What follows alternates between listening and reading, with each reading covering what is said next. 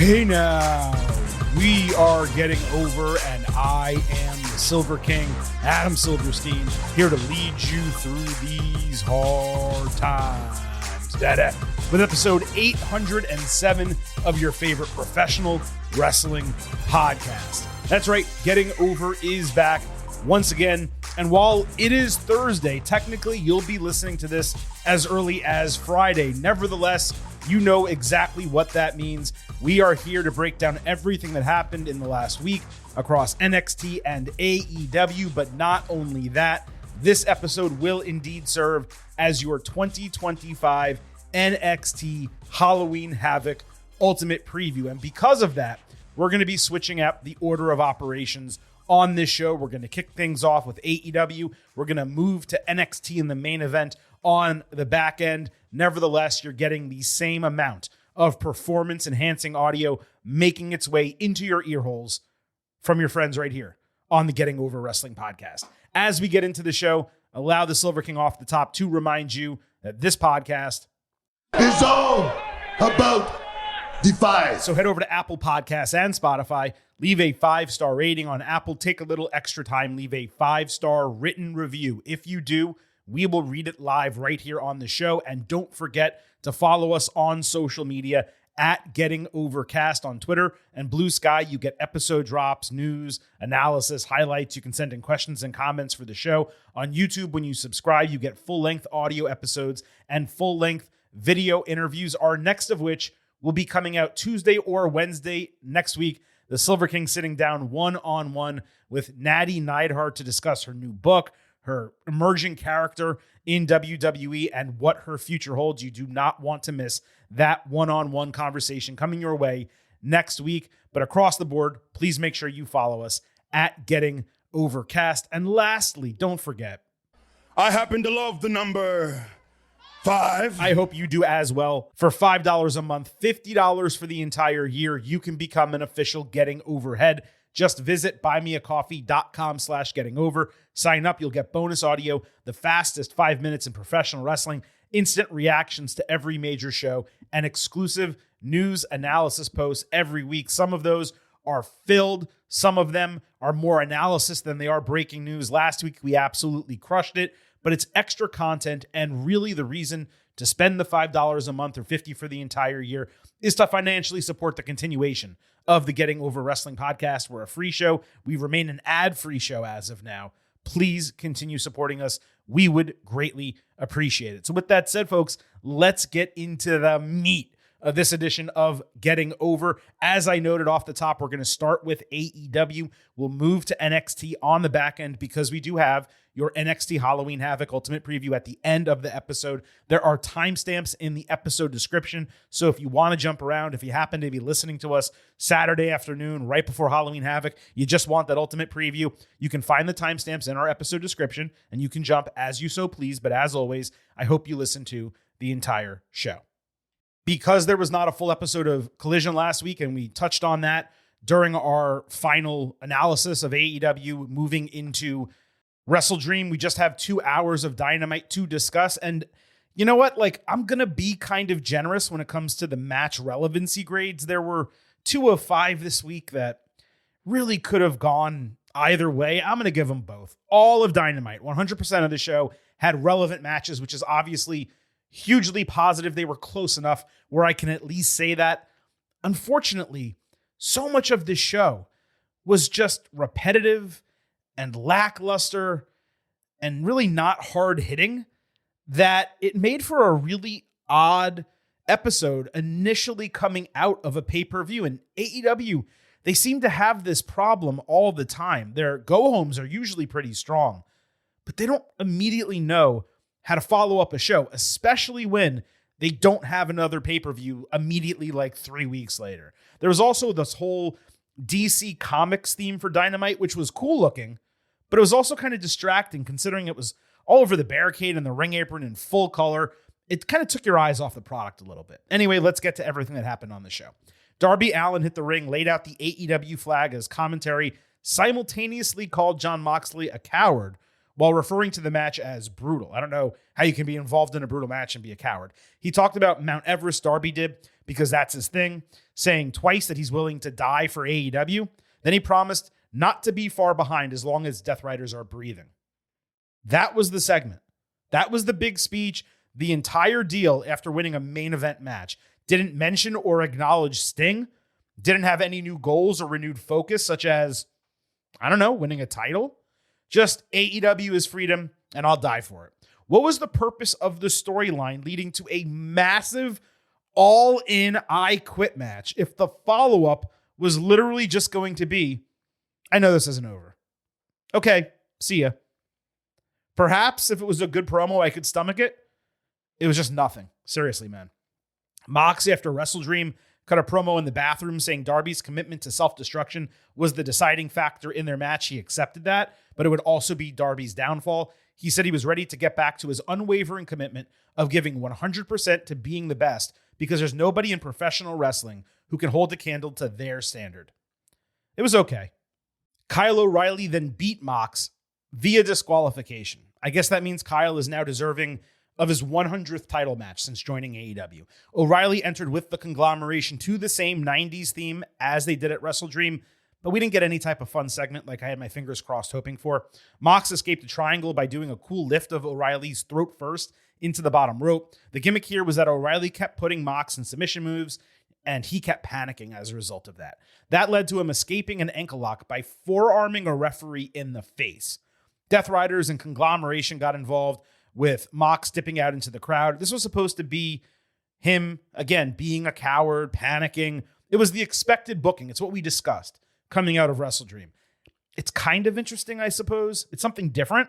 Not sure I particularly love it for Mox, but I'm fine with reserving judgment until we see how it plays out. I cannot imagine Death Riders disbanding, considering they just expanded. I cannot imagine the rest of the faction kicking him out. There's no one else who could be their leader.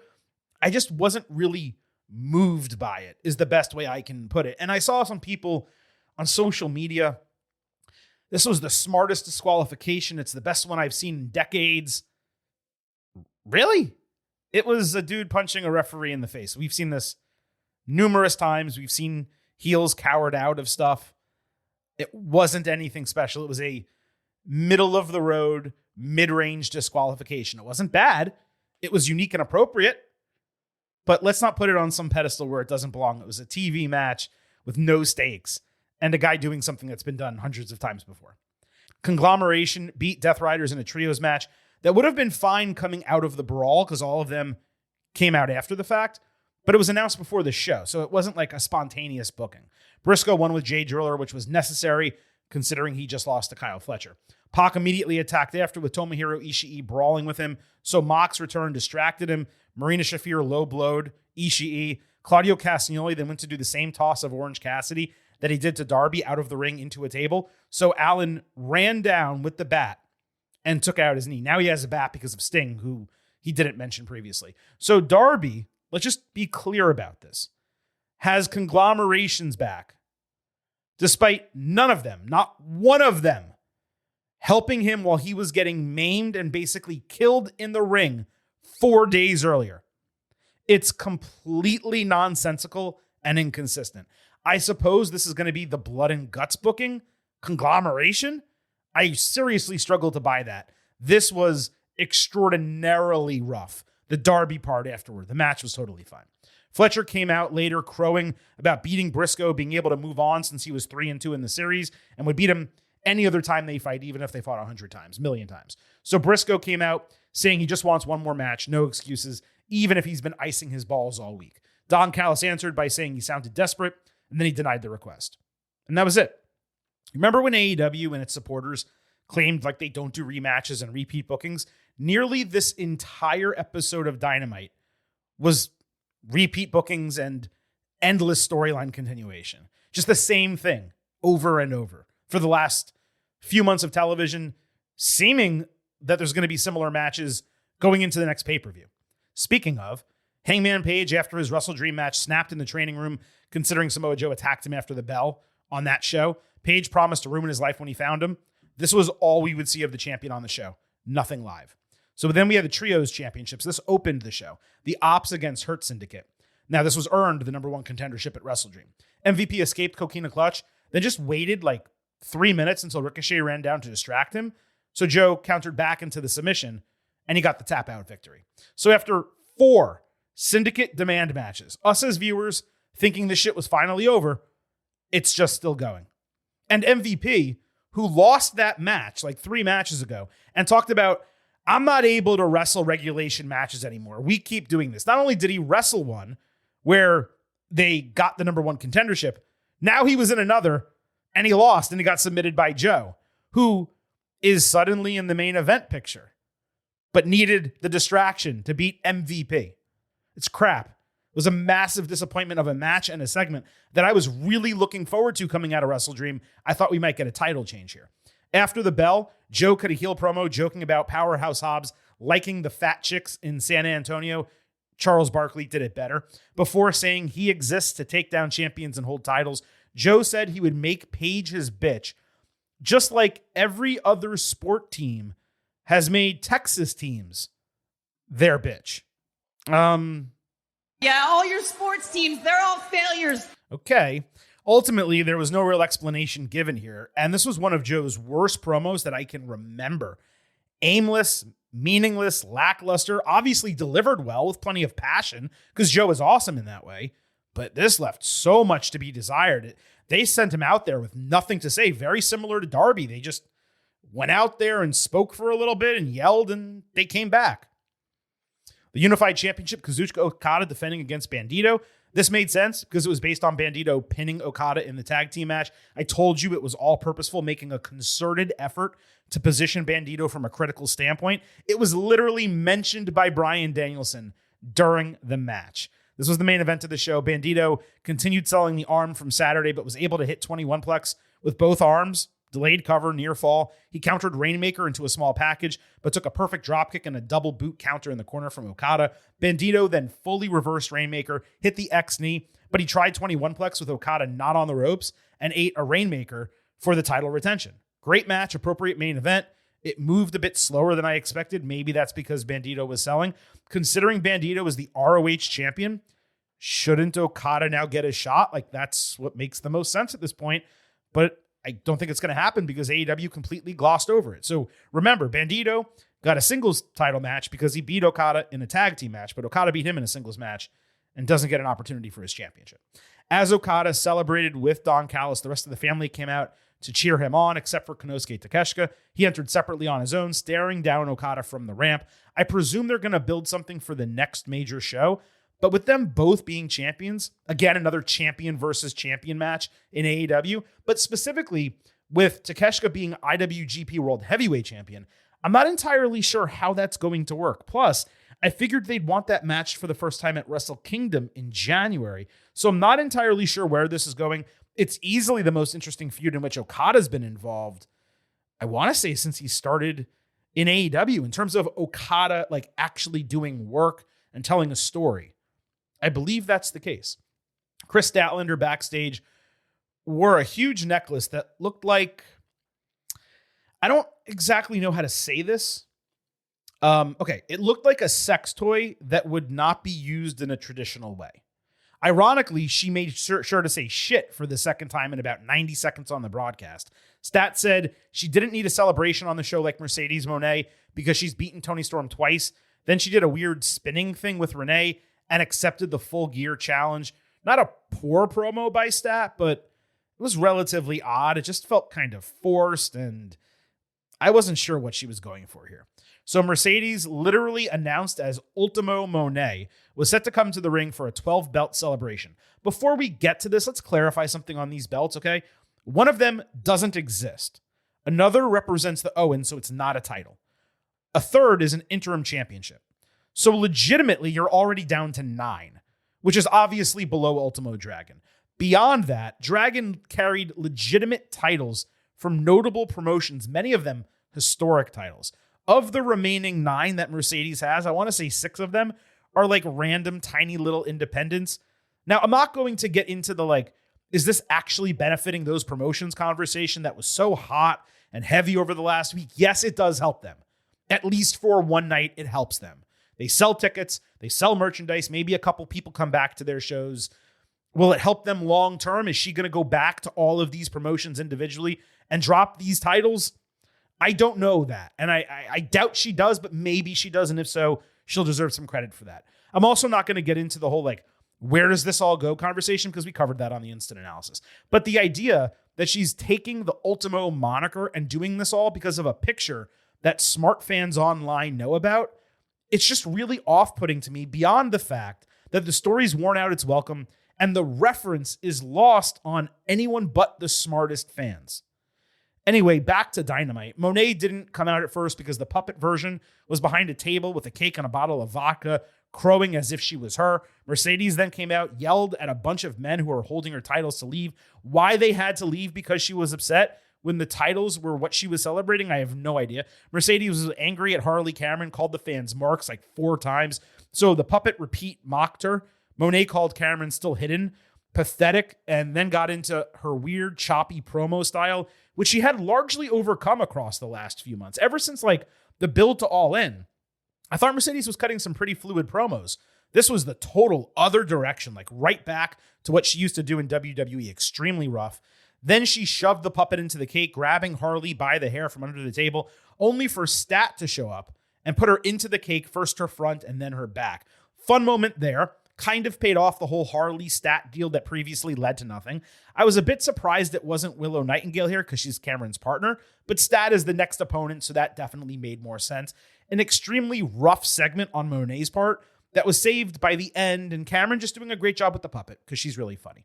Athena found Mercedes throwing a fit backstage, saying they're both in AEW to make history with their title reigns, so they're aligned in their overall goal, even if it's technically separate. Athena suggested they team up, go after the tag team titles, and increase their legacy, which Monet immediately bought into without any hesitation, even though, she's a heel and doesn't trust people. Pretty interesting. The team up makes sense considering they are both heels, and Athena actually laid it out quite well. Yes, it's 2 champions competing together in a championship tournament. I technically shouldn't like that, but AEW is trying to use the breadth of its division to establish the new titles, and that ultimately is a positive. They just can't win the tournament. And then the question becomes, if they're not going to win, how do they lose? Maybe we'll find out. Maybe Athena gets pinned and that person becomes her next challenger. We had Jamie Hayter and Queen Aminata beat Megan Bayne and Penelope Ford, Willow Nightingale and Harley Cameron, Julia Hart and Sky Blue, who are now known as the Sisters of Sin, in a 4-way match that allowed Hayter and Aminata to choose their first-round opponents in the tag team tournament. This was just a thrown-together match. I did like the stipulation. We joke about WWE not researching names they use. Did anyone look up Sisters of Sin? I mean, that's got to be something, right? I do like when groups have separate tag team designations, such as like New Age Outlaws under Degeneration X, or Wolfpack under NWO, as opposed to everyone being the Death Riders when they team up, or everyone being Judgment Day. So that's ultimately a positive, regardless of the name choice. Willow escaped the Doomsday Device setup, pouncing Bayne outside. Hayter tagged in blind, combining with Aminata for a really cool tandem headbutt, along with Haterade seconds later as the finisher. That move was the best part of the match. Setup for this was super convoluted as usual. They immediately decided to fight Sisters of Sin in the first round. Sensible in storyline. I cannot imagine either of those teams, or really any of the 4 teams in this match, actually winning it. The remaining teams that will be in the bracket not mentioned here were Alex Windsor and Riho, Toni Storm and Mina Shirakawa, and of course, Tay-J. For some reason, I thought this was going to be more than an 8-team tournament. It does seem like it's setting up to be Monet and Athena against Storm and Shirakawa in the finals, and I got to go with the latter team as the overall favorites here. Mina backstage called them the Timeless Love Bombs. Then Thekla came through talking shit. That led to a collision challenge. See? Simple match booking. It's really not that hard. Jack Perry voiced a Jurassic Express video package, happy about their so-called epic win over the Young Bucks, saying they were now focused on making up for lost time and winning the tag team title. See, a little direction in a promo. It's not that hard. This was better than the Darby segment simply because it had an actual purpose. The Young Bucks pounded on Tony Khan's dressing room in the middle of the show, even though we know he's always firmly planted at gorilla position doing his job. The Bucks told the camera they would wrestle anyone and team with anyone to get another money match. When Tony emerged, he somehow had the match booked, but he simultaneously spoke to the Bucks and the camera, not knowing whether it was like a segment or an announcement. Khan decided to put up $400,000 in a 4-on-4 all-star match with Express and Jet Speed against the Bucks and FTR, who were conveniently in his office. The idea being they've historically hated each other, even though they're all heels now, so clearly they're not going to get along and they'll just lose. Obviously, I hated every single part of this segment. First, remember when Khan said he would never be an on-screen character? Even if you wanted to excuse his prior announcements, you cannot excuse this. Second, he was straight up awful. He should not be an on-screen character. Third, the money match concept, which we've covered ad nauseum here, so I'm not going to do that again. Fourth, why is he giving guys who tried to steal his company and supposedly broke his neck right before the NFL draft the opportunity to earn more money? Not just money, 6 figures. The money matches are idiotic on their own. The Bucks money matches are completely asinine. 0.0. 0.0, Mr. Blutarski. Come on, Oos. It's a joke, right? It's a joke, Oos. You ribbing me? All right, so that wraps up AEW this week. Like I said, it was just the 2-hour Dynamite, so we were able to get through that relatively quickly. Just a frustrating episode for the reasons I explained. A lot of the same. You want fresh when you come out of a major show. And that's part of the problem. Wrestle Dream as a show largely felt like it was thrown together, just kind of going through the motions. And it seems like they're kind of just progressing past them and continuing to go through the motions here with most of what we already saw over the last couple of months. At least the Women's Tag Team Championship Tournament is finally starting. Moving over to NXT, we're going to break down everything that happened on the show that did not directly influence Halloween Havoc. And then on the back end, you'll have your NXT Halloween Havoc Ultimate Preview. Before we even get into the whole show from Tuesday, I just want to point out that during the program, Booker T, for no reason whatsoever, apropos of nothing else, he randomly yelled out, "Kung Pao chicken, man." It was hysterical. I don't know why he did it. Vic Joseph started talking about orange chicken being superior, neither of which is the case. The best chicken is General Tao's chicken. I don't know how there can be any argument otherwise, but Kung Pao chicken, man. Just randomly. It was hysterical. I loved it. I love Booker T. Let's get to the rest of it. Kalani Jordan backstage found all her gear thrown out of the NXT women's locker room because she chose TNA Wrestling last week. Jordan Grace came through trying to get her back and be in her corner, but Lani was back to being a total asshole, refusing to listen to her or anyone. She suggested Grace is her biggest fan and simultaneously jealous of her. I truly do not get Lani's character at this point. She's babyface for years. She goes tweener heel, gains some momentum, moves back to babyface for no reason, and now she is a tweener heel again? I get that she was being bullied to a degree by the other NXT women. It's not like Grace was there giving her shit. She was being nice. It's real odd the way her character has been booked, and it just makes Lani look stupid.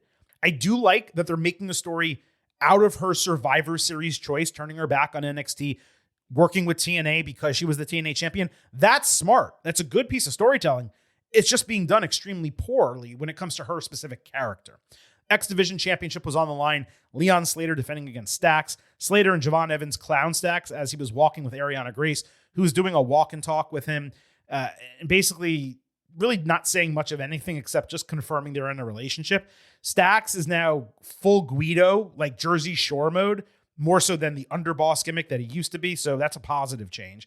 The Faces decided to worry about their Halloween Havoc tag team match after Slater retained his title. Evans jumped on commentary without warning during commercial, which was a lot of fun. He has so much personality. It was a delight listening to this kid on commentary, I gotta tell you.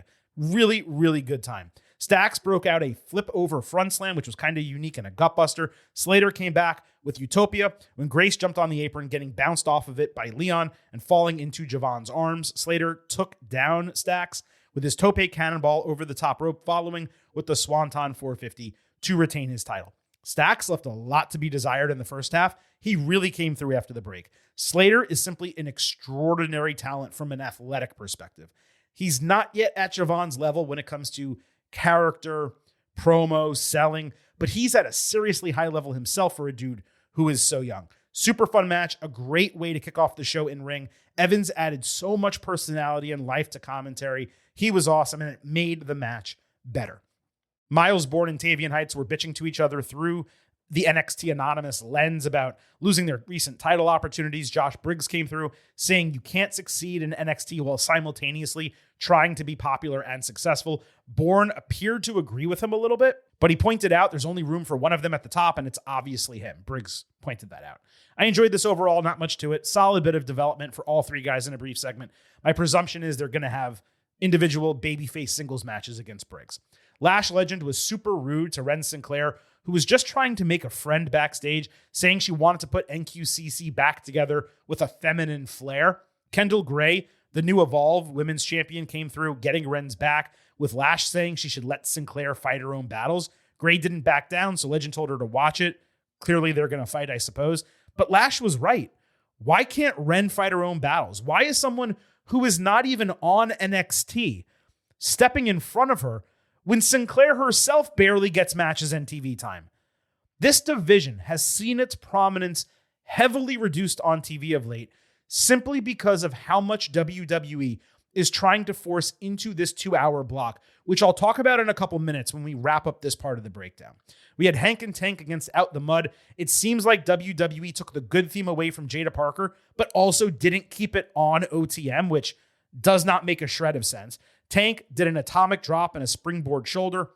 Bronco Nima did an impressive tilt-a-whirl move before combining with Lucian Price for a really shitty tandem pickup slam finisher for the win. The guys looked improved, no doubt, a little bit smoother, but it was a ridiculously short match considering Hank and Tank were prior champions, and the finisher was so lacking and absurd that you have these two guys with massive size and strength, and you're having them do a simple slam that pretty much any wrestler could do. They destroyed Hank and Tank ringside after the bell. They did a lifted crucifix slam of Tank through the announce table. That was better, actively better than the other finisher. Neither of them were good, though. These guys, they have a great look. They have legitimate star potential.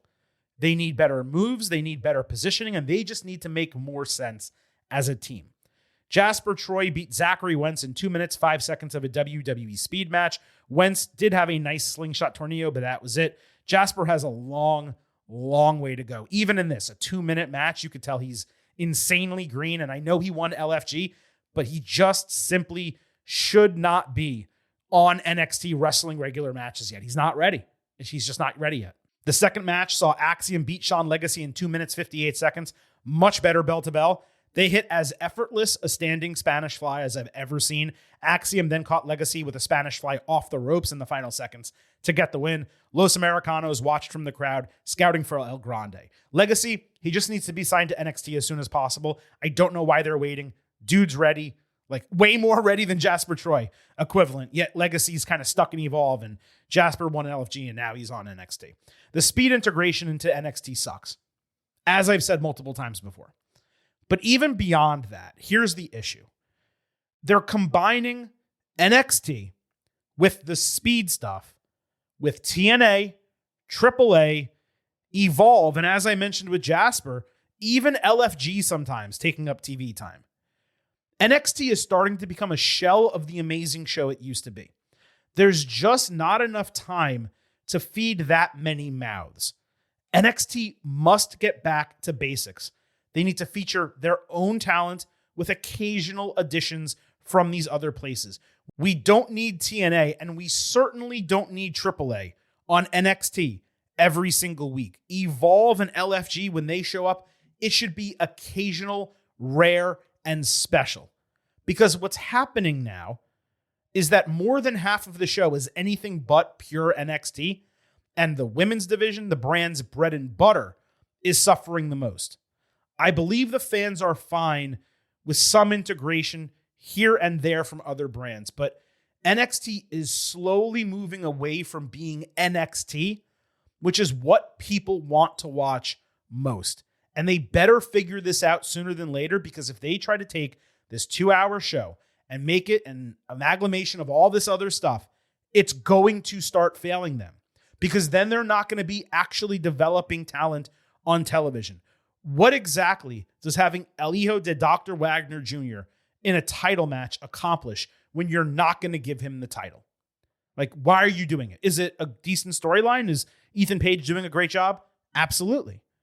But Ethan Page could also do a great job with anyone else on the roster who could actually be getting elevated into a position. The tag team division is basically dead. They haven't needed to build it up because they had Dark State and the Hardy Boys now are the tag team champions. And it's okay that that's the case for now, but this is all going to come back to bite NXT in a major way. I don't know that they see it, but again, when you're integrating TNA, that's one thing.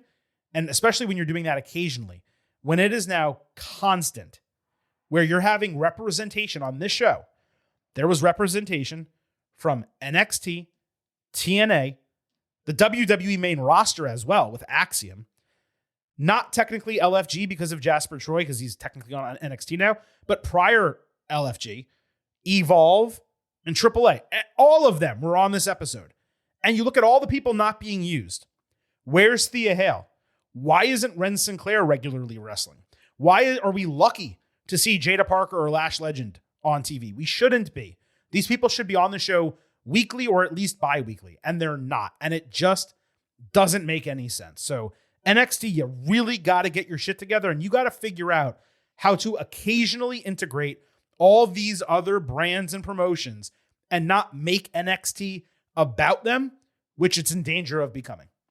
All right, so that wraps up the breakdown of the NXT television show this week. Clearly, you could tell Silver King had some individual issues, but we have an entire NXT Halloween Havoc ultimate preview for you starting right now, where we're going to break down every single match on the show, how we got to them, who we think, of course, is going to win, our picks and predictions, and analysis of what we believe may happen during the show and coming out of the show, which, frankly, is pretty loaded when you look at the match card, all things considered. So let's start with Javon Evans and Leon Slater against what we thought was a team to be determined. Evans and Slater agreed after that X Division title match to make a formal tag team challenge for Halloween Havoc, saying they didn't care who they faced as a team. Out came La Parka and Mr. Iguana to a shockingly, large pop. Iguana was dressed more like a normal person. I think he was in a suit, saying AAA planned to take over Arizona, same as they did California and Nevada. Plus, Halloween Havoc couldn't go on without them. I'm fine with the booking, given the theme of the show and such. Plus, it's going to be a better match than they would put on against any other NXT team. But as I said last week, it is completely illogical that these baby faces would have their big-time match on TNA Bound for Glory interrupted by Dark State attacking them, and A, not immediately want to get revenge, and B, giving an open challenge to any other team when they should be directly challenging Dark State. It's now been 2 whole weeks where they haven't been focused on that at all. And it's just insanity to me from a consistency standpoint. I suppose I'll be okay with it if Dark State becomes their focus immediately after Halloween Havoc. But if not, I'm just completely lost at how this is being booked. In terms of the match, you cannot have someone from another promotion, in this case TNA, come into NXT, team with an NXT talent, and expect them to lose to AAA, even if AAA is under WWE. So I have Evans and Slater winning. They're by far the more exciting side in this match. And I am, again, because it is Halloween Havoc, I'm cool with Iguana and Parka being the opponents. It's going to be a fun match. I don't think it's going to steal the show, but critically, people may say it's the best match on the entire card. It should be a lot of fun considering the personalities of all 4 guys and the athleticism of all 4 guys. So I'm looking forward to it too. But does it mean anything? Does it make sense in the storyline? No, it doesn't. So Evans and Slater come out of here with the dub. North American Championship, Ethan Page defending against El Hijo de Dr. Wagner Jr. in a Dia de los Muertos match. Page got a promo package actually putting over Wagner's career, but he said the title is more important than his mask or his legacy. Page revealed a half-painted face, which I presume he'll be wearing into the match given the stipulation. This was fine. It is not a title versus title match. I believe Wagner is the Latin American champion for AAA. So that's confusing. Why aren't both titles on the line? But because they're not, and it's the North American, Page is clearly going to retain one way or another. It makes a lot of sense. Ethan is doing some of the best work out of anyone, male, female, single, tag team, doesn't matter. Not just in NXT, in WWE. He's doing incredible character work and just overall heel work. He's got to retain here. And the question is going to be, who the hell is taking this title off of him? Because it should happen sooner than later.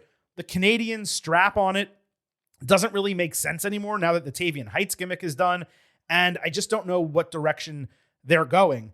it really should be Javon Evans beating him for the title, but that feud seems to have completely gone away, and it looks like the focus for Javon entirely in the coming months is just going to be the NXT Championship. The Tag Team Championship will be on the line. The Hardy Boys defending against Dark State, from whom they took the titles. Dark State got a 4-way promo, mostly just yelling at the Hardys, but it got interrupted with a feed from the Hardy compound, delving into some of the broken universe, saying they knew Dark State would come. The Hardys limped into the lake of reincarnation, which turned neon purple and orange, with Broken Matt and Brother Nero emerging. Oh! Yes! I love that! They announced a Broken Rules match. Anything goes, with Dark State sentenced to deletion. There was a Halloween thematic element to this whole thing as well. I did love this. It was completely unexpected. There's obviously a reason for the match. The Hardys beat them for the title, so they didn't need to build much storyline for it. But I loved the, Lake of Reincarnation remix, them becoming broken again. We've never actually seen that technically. In WWE, we did get Woken Matt Hardy on the main roster. We never got Broken Matt Hardy, even though the characters were pretty much the same thing. Jeff has never been Brother Nero in WWE, let alone NXT. So this is going to be super cool. And it being Halloween Havoc, it makes all the sense in the world to do this. My only slight problem here is I believe all the deletion matches happen at the Hardy compound. And when you consider that this show is a 6-match card, but it's a premium live event, I don't know what your live audience is really getting to do during that, unless they start the match there, they do a bunch of shit, then they figure out some type of teleportation, which again, in this universe would play. Maybe they teleport to the arena.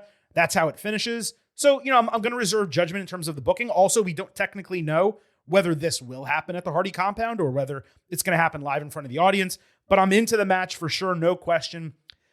I can't believe that Dark State's just going to win these titles back. I mean, they have the numbers advantage. Hopefully, this is where Javon and Leon come in and even the sides, take them out. They can do an 8-man feud, and then the Hardys can defend against someone else, and Javon and Leon can go off and fight Dark State. But yeah, I don't think you're putting the title on the Hardys, the tag team titles on the Hardys, just to switch them back and only for them to have it for the match against the Dudley Boys. That doesn't really play. So yeah, the Hardys retain here. I expect that 8-man to come. And again, hopefully it all kind of comes around full circle with Javon and Leon getting involved if the Hardys need help. North American Championship, very interesting setup here. Sol Ruca defending against Blake Monroe. It was announced before NXT that Sol would be addressing the NXT universe about her health, which led many to believe she would be vacating her titles because her knee got taken out in the SmackDown match against Charlotte Flair and Alexa Bliss. And that was before she submitted in the figure 8, which the way that went down, I just figured, well, clearly that's kayfabe, right? But we saw Ruca walking backstage with crutches and a huge knee brace alongside Zarya before an in-ring segment that included both of them and Ava. Sol, through tears, announced that she got injured in that tag team match and does not know when she's going to be cleared, but it won't be Saturday. Ava tried to protest her seeming decision to relinquish the title, but Ruca said she won it in the first place in a ladder match because Stephanie Vaquer gave it up, and the division was too strong for her to hang on to it. Out came Monroe, saying not to worry about the title's future. She's there to take it off her hands as the number 1 contender.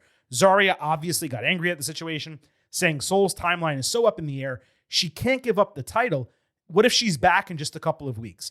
This led to the obvious. Zarya offering to defend the championship on her behalf.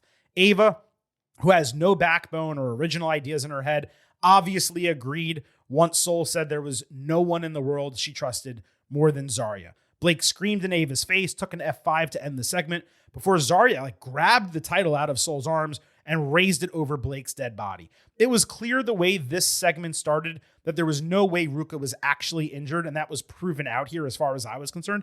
I saw so many people believing this was real because there was footage of the women helping Ruca to the back after the SmackDown match, but the entire punishment to her knee was shown live on TV.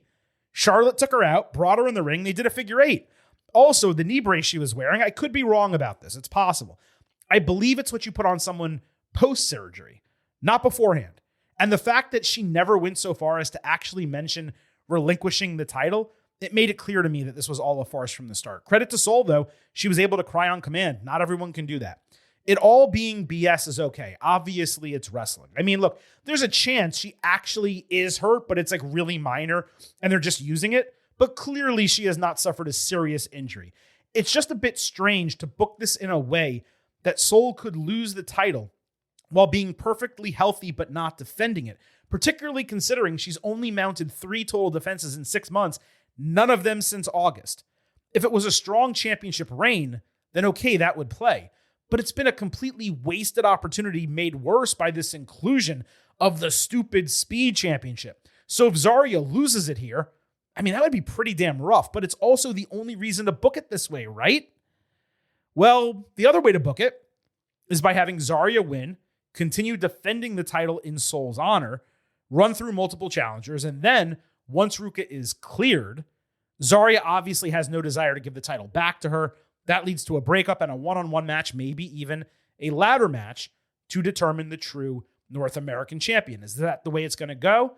I don't know. Could it be as simple as Zarya loses the title on behalf of Sol to Blake, and then Sol blames her for it, and then Sol gets a title match, and Zarya costs her the title then, and then they feud on the back end? That is most likely possible. That is not only possible, I should say. That is most likely what is going to happen.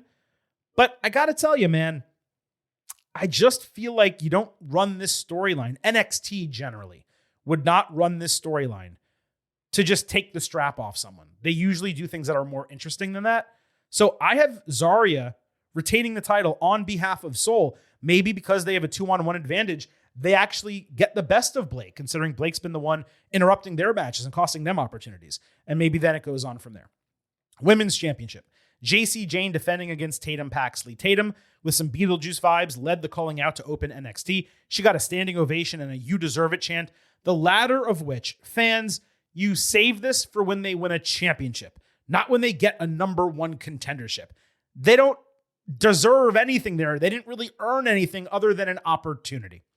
Paxley said the fans have been the one friend that she's always had through thick and thin. She put over the calling and Izzy Dame, saying she knows they have her back. Fatal Influence interrupted, with JC saying she stood no chance at beating her because she's not special. She's barely even average. Paxley refused to let Jane wedge drive, delivered a great underdog promo about grinding and improving and this being her time. Dame supported her, but as Jane continued to wedge drive, Paxley pointed out that they're aligned for real and not out of convenience. Calling stood tall after a quick brawl between the sides. Okay, folks, so tell me what Tatum Paxley cannot do at this point.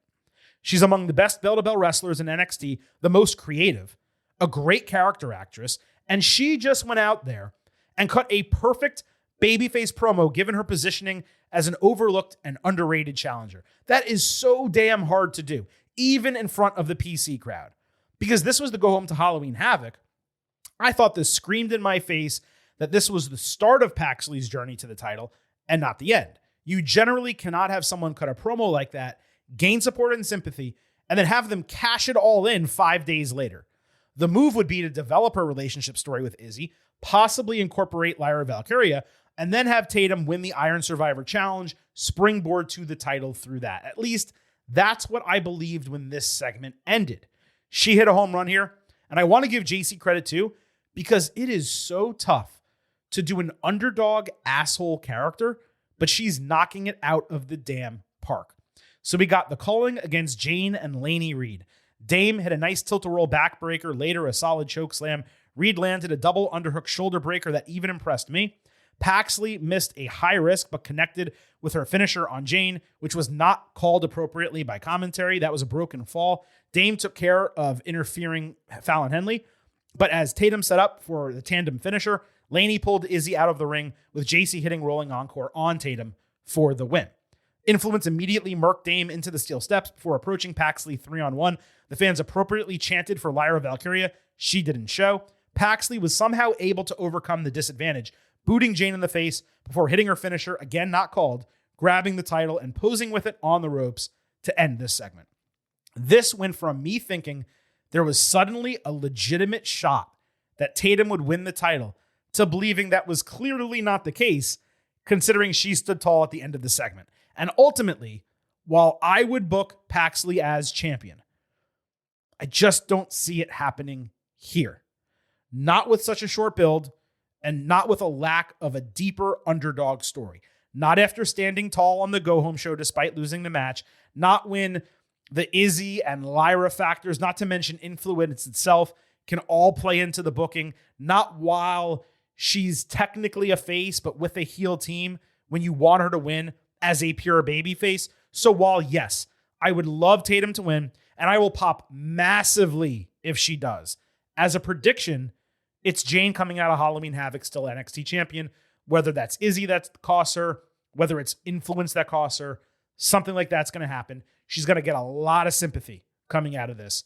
And fingers crossed, she gets another opportunity either before the year is out or early in 2026. Because Tatum Paxley should be on the main roster, but she should at least be NXT champion. And finally, we have the NXT Championship, Ricky Saints defending against Trick Williams. Their contract signing main evented TV. Booker T was incredible during Trick's entrance as usual. Saints, he needs to figure out how to enter and punctuate the beats on his theme with the title because he definitely did not get that right here. Williams said Saints may be champion, but Trick's still the man in the main event. Ricky admitted to being emotional, saying the title made him more ambitious, while it made Trick complacent, thinking he was bigger than the brand. Williams said Saints is jealous, having grinded away on the indies while he's Hollywood. Trick said Ricky is cosplaying as champion, someone who could only be a stand-in, and since he's standing in his way, he's going to whoop his ass. It's a great effing line, man. Saints said Williams would have folded on the indies going through all the shit that he did, and he could never be a Trick replacement because Ricky's the blueprint, smoother, silkier, more stylish, the face of the brand that is locked in and about to lock Trick out of the building. Security held them back from each other. Williams landed 2 cheap shots. Saints actually picked his big ass up, completely unexpected, like F5 through the table. And that is the way NXT went off the air. This was exactly what it needed to be. Nothing more, nothing less. Saints was super passionate. It was basically the conclusion of his promo from 2 weeks ago that I wanted to be finished. It always pops me when he just like gets so crazy intense that he loses his shit and starts spitting major facts. That's when Ricky Saints is rolling, and he was rolling in this segment. Trick was insanely cocky, almost to the point of revulsion, but like in a good way. His ego has definitely grown to an extreme level, and the dude needs to be humbled, not just on TNA by losing a title, but on WWE television. And if you have him lose here to Ricky after he already lost to Mike Santana, and maybe you bring Oba Femi back and you have Trick put Oba over as well, then the dude is totally ready to go to the main roster, and you don't need to think twice about it. You know, it should be an easy prediction here, right? Saints just won the title from Femi. How do you have him drop it to Williams? And really the answer is you don't. I'm trying to make a case here, but if you wanted to create adversity for this guy, then what you could do is have Trick win the title, and you could build to Trick and Javon up, WrestleMania weekend or later this year or early 2026, and you could send Ricky to the main roster. He got a taste of the NXT Championship. He beat Oba Femi. He has a feather in his cap, and now he's free to go. I just don't think they're going to do that. Saints is kind of rolling with this championship. He wasn't the expected person to follow Oba Femi, but he's so far been successful at doing so, and I believe you just got to roll with this guy. I'm okay if it's a short reign. If you want to drop it in December or January or WrestleMania weekend, that's fine. But you can't have the reign be like just one premium live event's worth. It has to be longer than that. So Ricky Saints walks out with the NXT Championship, and that means I'm projecting all title retentions for this show, which means I'm probably going to be wrong about something. And if I had to kind of handicap, I would say the most likely title change would be Zarya losing to Blake Monroe. I think the tag team would probably be second. The Hardys just getting it to be part of the legacy, and Dark State winning it back. Then the women third and the men fourth. I think the men's title change is the least likely out of all of them, but we'll see whether what the Silver King just said comes to fruition, whether they all are retained, perhaps only one changes, and if so, where it ranks on my expectation meter or whatever you want to call it. The only other note to make about Halloween Havoc before we give you the pre-show expectation grade is there's no spin the wheel, make a deal gimmick. I mean, this has been a standard touchstone of Halloween Havoc since it re-debuted in NXT, and it's just not on the show at all. Come on, Ooses. It's a joke, right? It's a joke, Oos. You ribbing me? I feel like you could have introduced it at least in the women's championship match because of Tatum. She makes so much sense with that wheel, where you could get a gimmick for their match and maybe even play that into an excuse if Paxley either wins or loses. You'd be able to utilize a stipulation in that way. But for them to not bring it back, not mention it, for people who have been watching NXT for the last few years and have come to expect it and come to love it, I just thought it was a miss. To not have it throughout the entire show, meaning like most matches or every match spins the wheel, but to at least not bring it back for one, I just thought that was a miss. Anyway, let's give you the pre-show expectation grade for NXT Halloween Havoc, which frankly, I'm expecting to be a quality show. Now, for all of you listening, you're going to have the opportunity to vote in the pre-show and post-show polls on Twitter at Getting Overcast. We usually post about an hour before NXT Halloween Havoc will begin, and then immediately after the show goes off the air. And your grades, as you vote on Twitter, will be factored in to our final segment on the NXT Halloween Havoc instant analysis, which I somehow forgot to mention earlier in the show. But we will have an NXT Halloween Havoc instant analysis immediately after the show goes off the air Saturday night. Anyway, when it comes to the Silver Kings expectation grade, I personally believe that this is a loaded card. It's been booked well from a storyline standpoint outside of the men's non-title tag team match, which is just frustrating, and I explained that already. Everything else has been booked extremely well. There's some intriguing booking possibilities with some of these matches, particularly the two women's title matches. And overall, I just think this show is really going to deliver. So, all week I was thinking, man, what's my expectation for Halloween Havoc? I was in the B+ range, but I got to tell you, the go home really sold me on the show, which is exactly what the go home is supposed to do. So I'm coming in with real high expectations, a 90 out of 100, an A-. I do believe this is going to be an extremely solid show, both when it comes to the storytelling, the creative, and specifically the match quality as well. But of course, we can only project. That's why it's called an expectation grade. We'll know exactly how this is Saturday night once NXT Halloween Havoc goes off the air. And since I didn't mention it early in the show, I'm just going to repeat myself once more. We will have an NXT Halloween Havoc instant analysis podcast for you Saturday night before you go to bed. Right after this show, we'll break down every single match on the card. We'll tell you everything that happened. We'll give you some grades, and we'll project some stuff going forward. That wraps up this edition of the Getting Over Wrestling podcast. We sure covered a lot, despite only touching on 4 hours of TV, way less than we normally do here on Getting Over. But on the way out, allow me to remind you that here at Getting Over, I happen to love the number 5. And I hope you do as well. For $5 a month, $50 for the entire year, you can become an official Getting Overhead. Just visit buymeacoffee.com/gettingover, sign up. You'll get bonus audio, the fastest 5 minutes in professional wrestling, instant reactions to every major show, and exclusive news analysis posts every week. Again, that is buymeacoffee.com/gettingover. We're a free show. We're an ad-free show. We would greatly appreciate your financial support. Please also remember, It's all about Defy. so head over to Apple Podcasts and Spotify.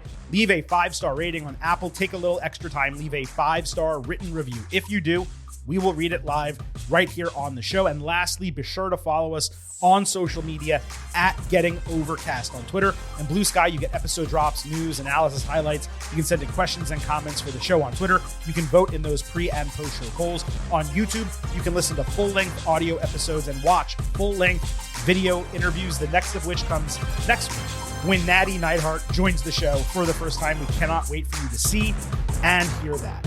Thank you all so much for listening to this edition of the Getting Over Wrestling podcast. It is officially time for the Silver King to sign off and leave you with just 3 final words. Bye for now.